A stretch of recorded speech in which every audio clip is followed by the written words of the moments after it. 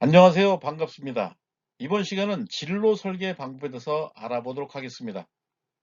이번 시간에 배워야 할 학습 목표를 보면 다음과 같습니다. 첫째, 진로 계획에 대해 설명할 수 있습니다. 둘째, 진로 설계를 해줄 수 있습니다. 셋째, 삶의 목표를 세워줄 수 있습니다.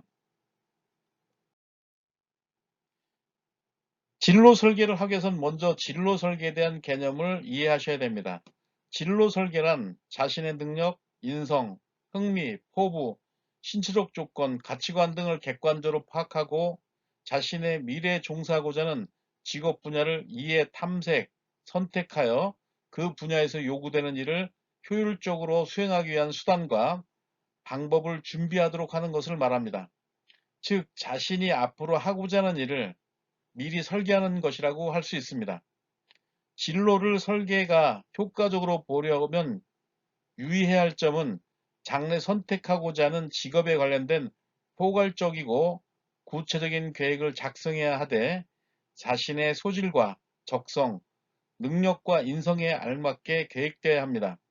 진로를 설계할 때는 진로 설계 단계에 맞게끔 과거에 대한 반성, 또 삶의 목표 세우기, 그리고 성공에 대한 진로 설계에서 과거 이해는 자기가 가진 것이 무엇인가를 생각하게 합니다.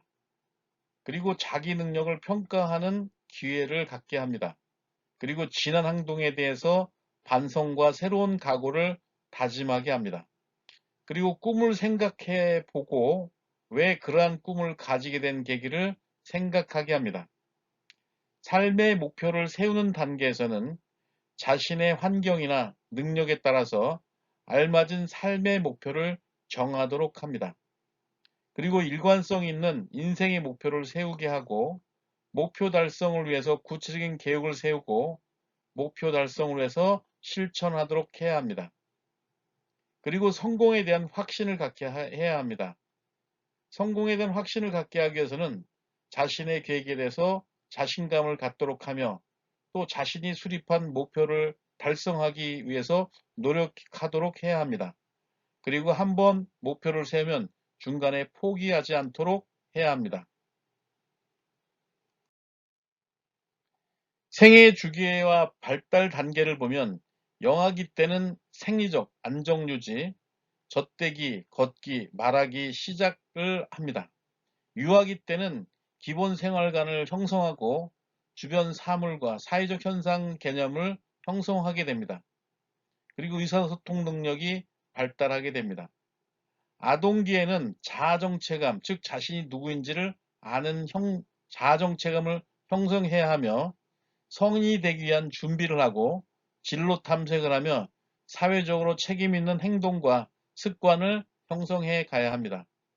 청소년기에는 자아 정체감을 형성하고 성인이 되기 위한 준비와 진로 탐색, 그리고 사회적으로 책임 있는 행동과 습관을 형성해야 합니다.